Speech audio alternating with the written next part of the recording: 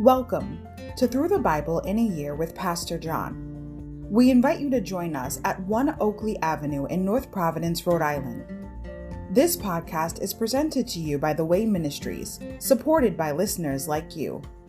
For donations, live videos, podcasts, and more, please visit www.thewayministriesri.org. Thank you and have a great day.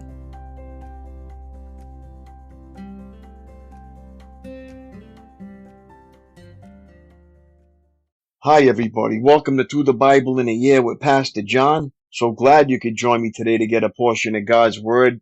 Today we're going to begin with day 133, May 12th, Esther chapter 3-4, Haman's cunning plot. Overview.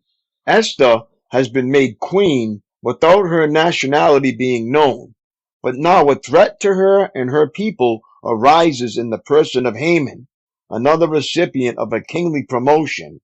Mordecai, who has already proven his loyalty to the king, refuses to worship Haman as the king has decreed, prompting Haman to respond with vindictive rage.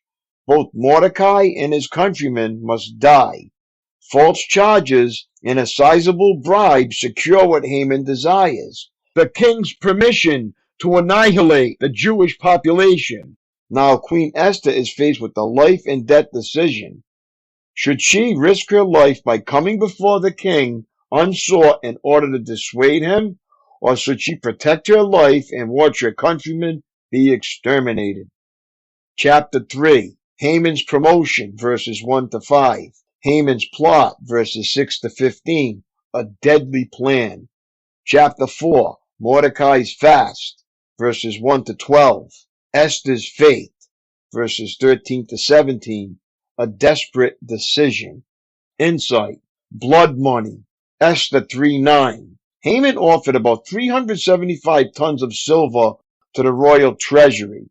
3:9. Roughly 120 million at today's rates, give or take a few million as the price of silver goes.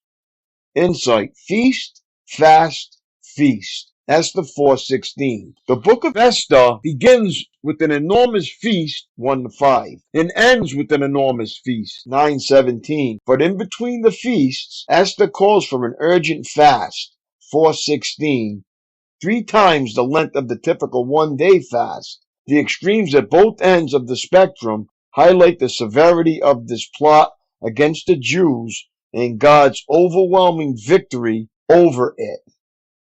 Esther chapter 3. Haman's plot against the Jews.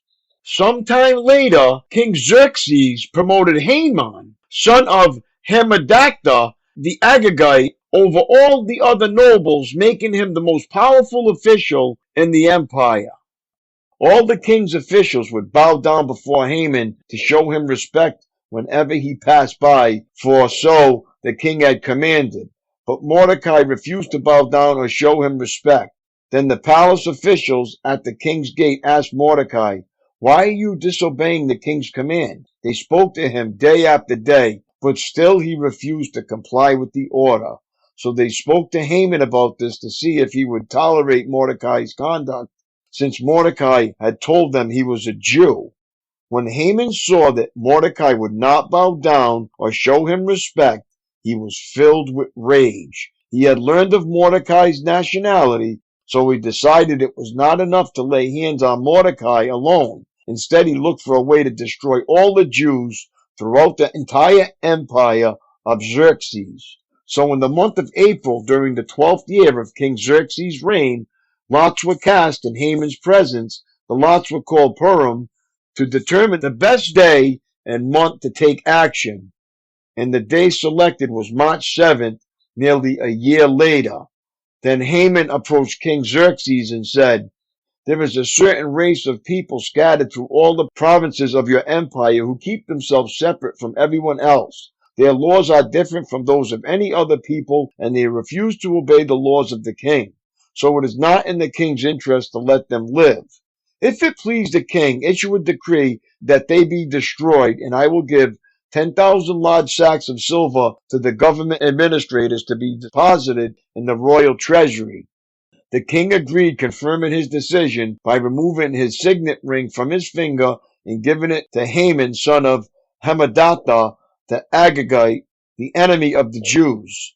The king said, "The money and the people are both yours to do with as you see fit." So on April 17th, the king's secretaries were summoned, and a decree was written exactly as Haman dictated. It was sent to the king's highest officers, the governors of the respective provinces, and the nobles of each province in their own scripts and languages. The decree was written in the name of King Xerxes and sealed with the king's signet ring. Dispatches were sent by swift messengers into all provinces of the empire, giving the order that all Jews, young and old, including women and children, must be killed, slaughtered, and annihilated on a single day. This was scheduled to happen on March 7th of the next year. The property of the Jews would be given to those who killed them. A copy of this decree was to be issued as law in every province and proclaimed to all peoples so that they would be ready to do their duty on the appointed day. At the king's command, the decree went out by swift messengers, and it was also proclaimed in the fortress of Susa. The king and Haman sat down to drink, but the city of Susa fell into confusion. Esther chapter 4. Mordecai's requests. Esther's help. When Mordecai learned about all that had been done, he tore his clothes, put on burlap and ashes, and went out into the city crying with a loud and bitter wail. He went as far as the gate of the palace, for no one was allowed to enter the palace gate without wearing clothes of mourning. And as news of the king's decree reached all the provinces, there was great mourning among the Jews. They fasted, wept, and wailed, and many people lay in burlap and ashes. When Queen Esther's maids and eunuchs came and told her about Mordecai, she was deeply distressed. She sent clothing to him to replace the burlap, but he refused it. Then Esther sent for Hathach, one of the king's eunuchs who had been appointed as her attendant. She ordered him to go to Mordecai and find out what was troubling him and why he was in mourning. So Hathach went out to Mordecai in the square in front of the palace gate. Mordecai told him the whole story, including the exact amount of money Haman had promised to pay into the royal treasury for the destruction of the Jews. Mordecai gave Hathach a copy of the decree issued in Susa that called for the death of all Jews. He asked Hathach to show it to Esther and explain the situation to her. He also asked Hathach to direct her to go to the king to beg for mercy and plead for her people. So Hathach returned to Esther with Mordecai's message. Then Esther told Hathach to go back and relay this message to Mordecai. All the king's officials and even the people in the provinces know that anyone who appears before the king in his inner court without being invited is doomed to die unless the king holds out his gold scepter. And the king has not called for me to come to him for 30 days. So Hathach gave Esther's message to Mordecai. Mordecai sent this reply to Esther. Don't think for a moment that because you're in the palace, you will escape when all the other Jews are killed. If you keep quiet at a time like this, deliverance and relief for the Jews will arise from some other place, but you and your relatives will die. Who knows if perhaps you were made queen for just such a time as this. Then Esther sent this reply to Mordecai. Go and gather together all the Jews of Susa and fast for me. Don't eat or drink for 3 days, night or day. My maids and I will do the same. And then, though it is against the law, I will go in to see the king. If I must die, I must die. So Mordecai went away and did everything as Esther had ordered him. My daily walk. If I must die, I must die. Chapter 4, verse 16. Is this the fatalistic cry of a queen resigned to her death, or the faith-inspired statement of a woman who serves a sovereign God? Don't miss the context. Mordecai has just warned Esther that she will not escape Haman's plot just because she is the queen. And he challenges her with this thought. Who knows if perhaps you were made queen for just such a time as this? 4:14. Paraphrased, he was saying, Esther, God has placed you in a strategic place at a critical moment to be the instrument of deliverance for his people. Your presence in the palace is not by accident, but by divine appointment. Do you find yourself in a situation similar to Esther's, where you wish you could hide in the palace, so to speak?